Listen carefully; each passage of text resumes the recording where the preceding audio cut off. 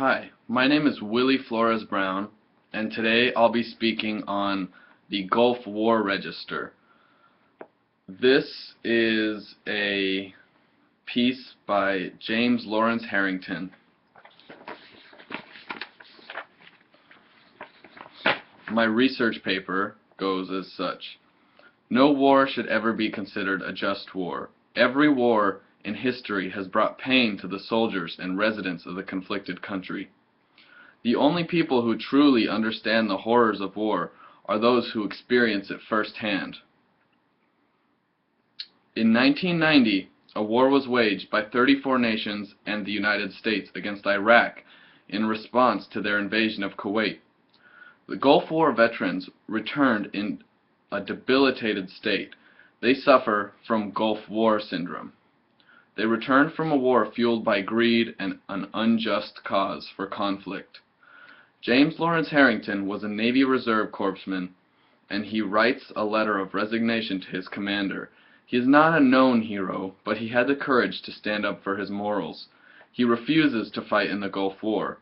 James states, "I prescribe the treatment of radical revolution within our nation from that of thing-oriented society to a person-oriented community." The importance of human welfare was of the utmost importance to him.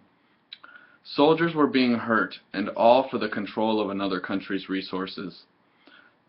Gulf War veterans came back to the United States with various symptoms known as Gulf War syndrome.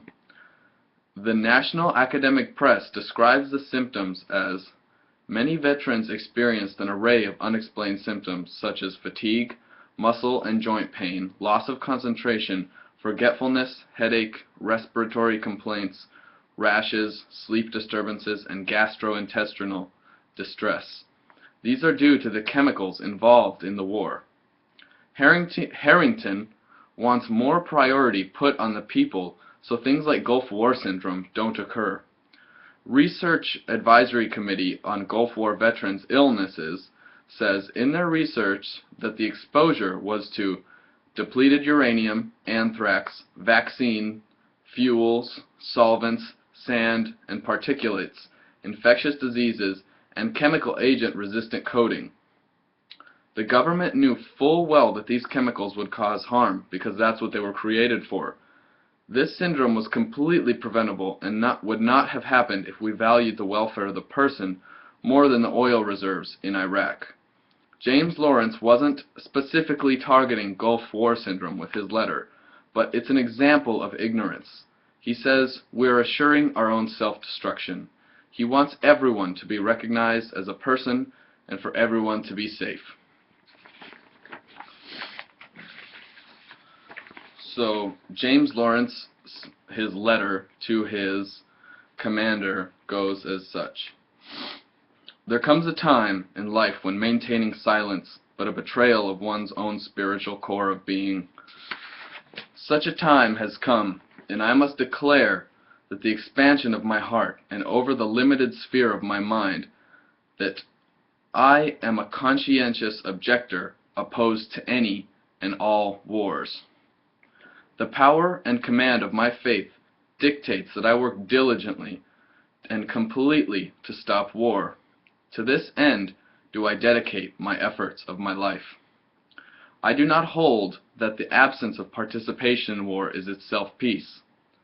Through the power of the people, peace is an active force that can and must spread to all nations. Through the power of the people, peace is an active force that can and must spread to all nations, including our own.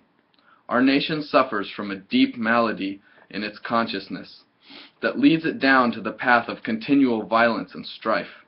I seek not only to stop this impending war in the Persian Gulf, but also to treat our profound sickness. War is but a symptom of greater concern. I prescribe the treatment of radical revolution within our nation from that thing-oriented society to a person-oriented community. We must learn to love and respect all people for the sake of divinity and basic goodness that dwells within them. We deny people the right to exist and to self-determination. We are assuring our own self-destruction. In order to save my nation, and in order not to betray my own soul, I take this open stance of opposition to all wars. Sincerely, James Lawrence Harrington. Thank you.